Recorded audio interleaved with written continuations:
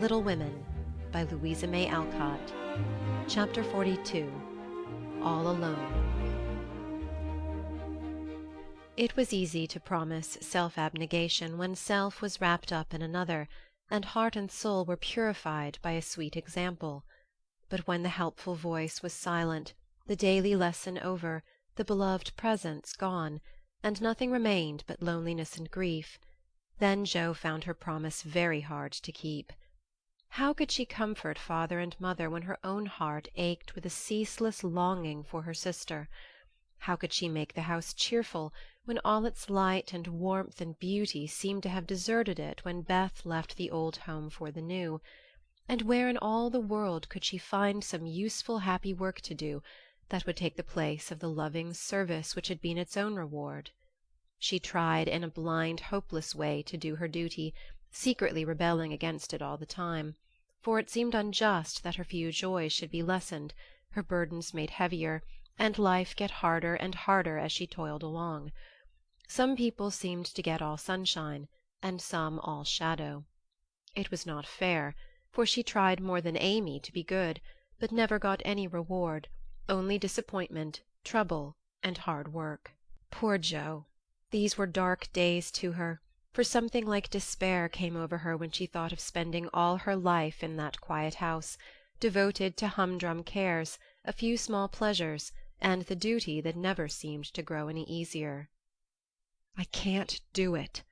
I wasn't meant for a life like this, and I know I shall break away and do something desperate if somebody doesn't come and help me," she said to herself, when her first efforts failed, and she fell into the moody, miserable state of mind which often comes when strong wills have to yield to the inevitable.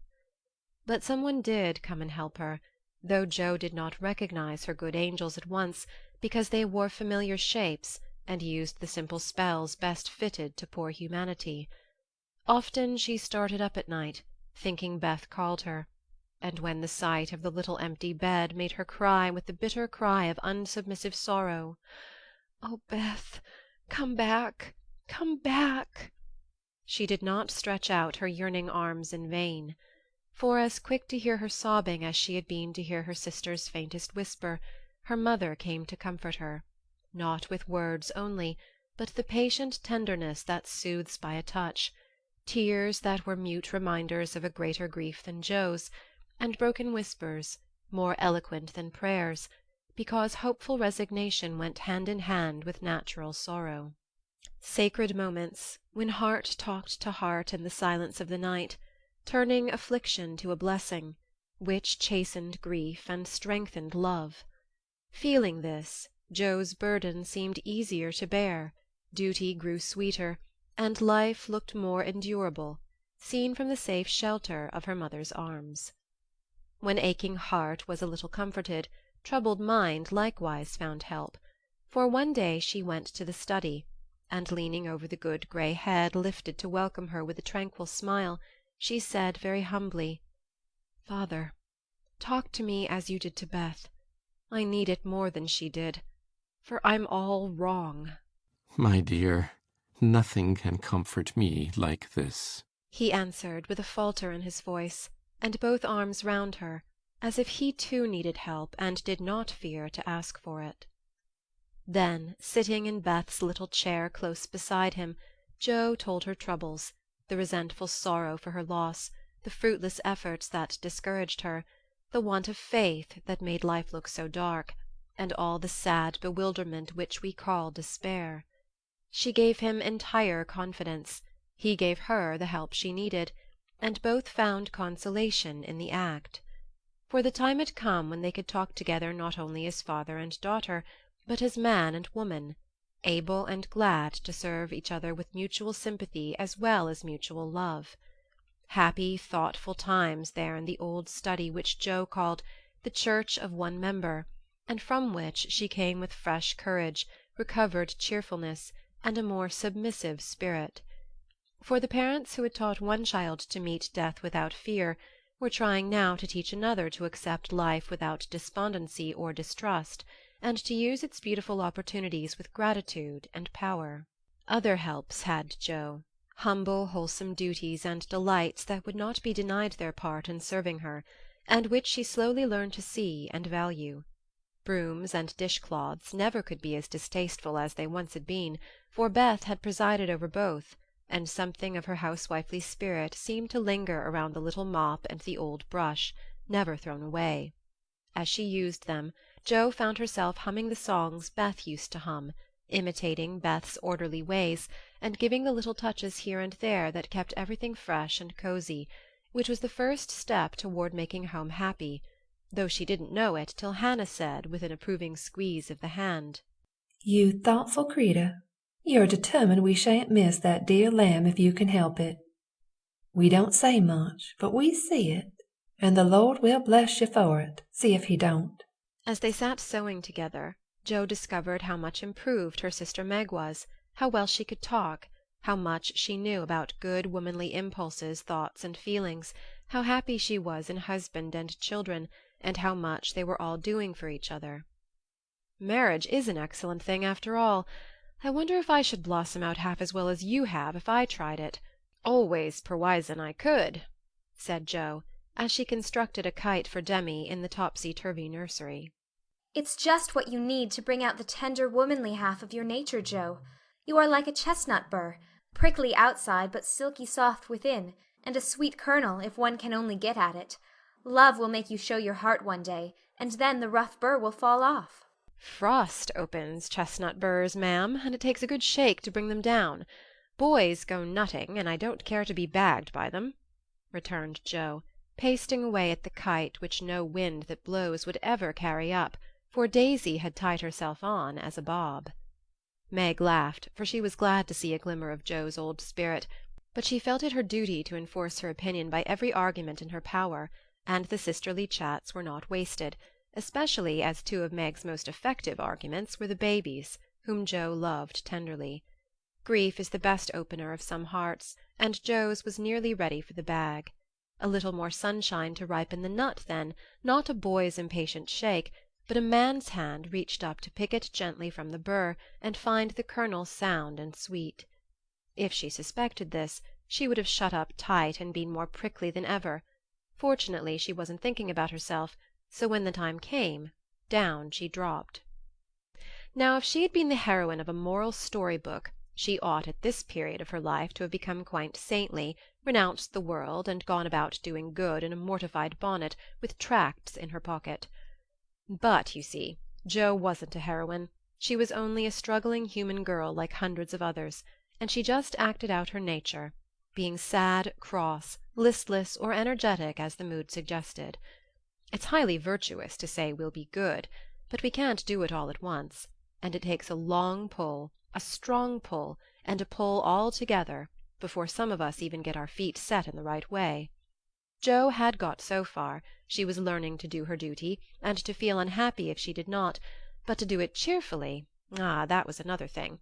She had often said she wanted to do something splendid, no matter how hard, and now she had her wish, for what could be more beautiful than to devote her life to father and mother, trying to make home as happy to them as they had to her?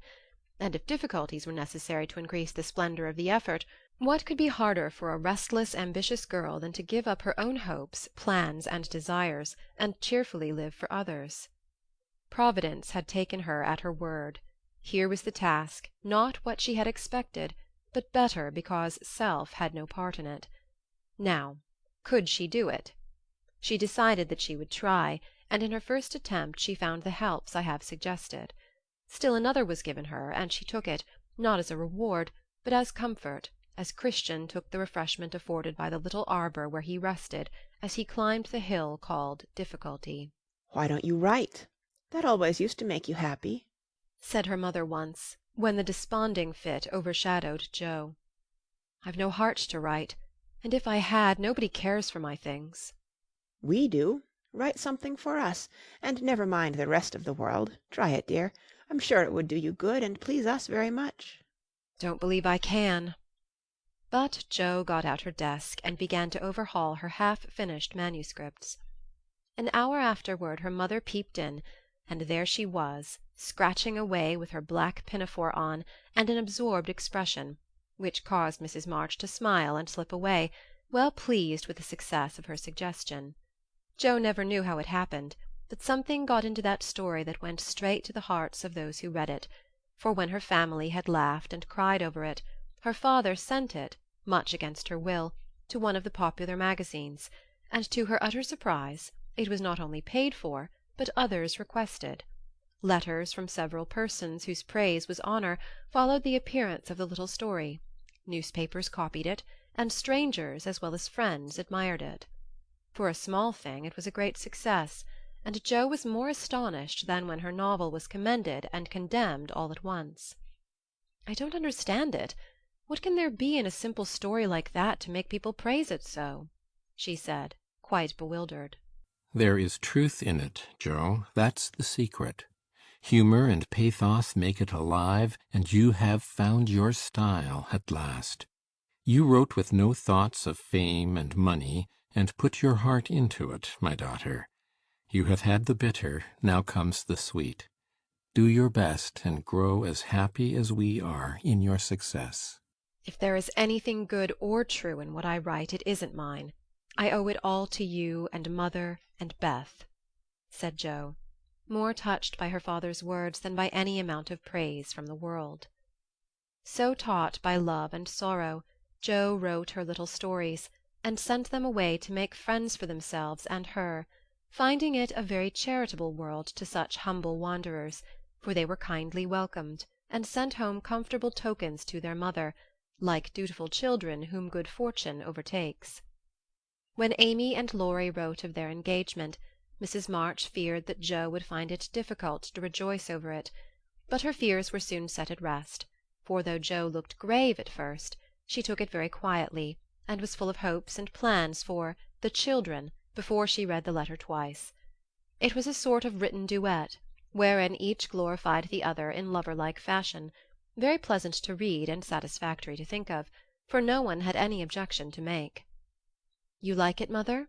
said Joe, as they laid down the closely written sheets and looked at one another. Yes, I hoped it would be so, ever since Amy wrote that she had refused Fred. I felt sure then that something better than what you call the mercenary spirit had come over her, and a hint here and there in her letters made me suspect that love and Laurie would win the day. "How sharp you are, Marmee! And how silent! You never said a word to me." Mothers have need of sharp eyes and discreet tongues when they have girls to manage. I was half afraid to put the idea into your head, lest you should write and congratulate them before the thing was settled. "I'm not the scatterbrain I was. You may trust me. I'm sober and sensible enough for anyone's confidant now." So you are, my dear, and I should have made you mine, only I fancied it might pain you to learn that your Teddy loved someone else. "Now, mother, did you really think I could be so silly and selfish, after I'd refused his love when it was freshest, if not best?" I knew you were sincere then, Joe, but lately I have thought that if he came back and asked again, you might, perhaps, feel like giving another answer. Forgive me, dear. I can't help seeing that you are very lonely, and sometimes there is a hungry look in your eyes that goes to my heart. So I fancied that your boy might fill the empty place if he tried now. "No, mother. It is better as it is, and I'm glad Amy has learned to love him. But you are right in one thing. I am lonely, and perhaps if Teddy had tried again I might have said yes, not because I love him any more, but because I care more to be loved than when he went away." I'm glad of that, Joe, for it shows that you are getting on. There are plenty to love you, so try to be satisfied with father and mother, sisters and brothers, friends and babies, till the best lover of all comes to give you your reward. Mothers are the best lovers in the world, but I don't mind whispering to Marmee that I'd like to try all kinds. It's very curious, but the more I try to satisfy myself with all sorts of natural affections, the more I seem to want. I'd no idea hearts could take in so many. Mine is so elastic it never seems full now, and I used to be quite contented with my family. I don't understand it." I do. And Mrs. March smiled her wise smile as Joe turned back the leaves to read what Amy said of Laurie. "It's so beautiful to be loved as Laurie loves me. He isn't sentimental, doesn't say much about it, but I see and feel it in all he says and does, and it makes me so happy and so humble that I don't seem to be the same girl I was. I never knew how good and generous and tender he was till now, for he lets me read his heart, and I find it full of noble impulses and hopes and purposes, and am so proud to know it's mine. He says he feels as if he could make a prosperous voyage now with me aboard as mate, and lots of love for ballast. I pray he may, and try to be all he believes me, for I love my gallant captain with all my heart and soul and might, and never will desert him while God lets us be together. Oh, Mother, I never knew how much like heaven this world could be, when two people love and live for one another. And that's our cool, reserved, and worldly Amy. Truly love does work miracles. How very, very happy they must be." And Joe laid the rustling sheets together with a careful hand, as one might shut the covers of a lovely romance, which holds the reader fast till the end comes, and he finds himself alone in the workaday world again. By and by Joe roamed away upstairs, for it was rainy and she could not walk. A restless spirit possessed her, and the old feeling came again, not bitter as it once was, but a sorrowfully patient wonder why one sister should have all she asked, the other nothing. It was not true, she knew that, and tried to put it away, but the natural craving for affection was strong, and Amy's happiness woke the hungry longing for someone to love with heart and soul and cling to while God let them be together. Up in the garret, where Joe's unquiet wanderings ended, stood 4 little wooden chests in a row, each marked with its owner's name, and each filled with relics of the childhood and girlhood ended now for all. Joe glanced into them, and when she came to her own, leaned her chin on the edge, and stared absently at the chaotic collection, till a bundle of old exercise books caught her eye. She drew them out, turned them over, and relived that pleasant winter at kind Mrs. Kirke's.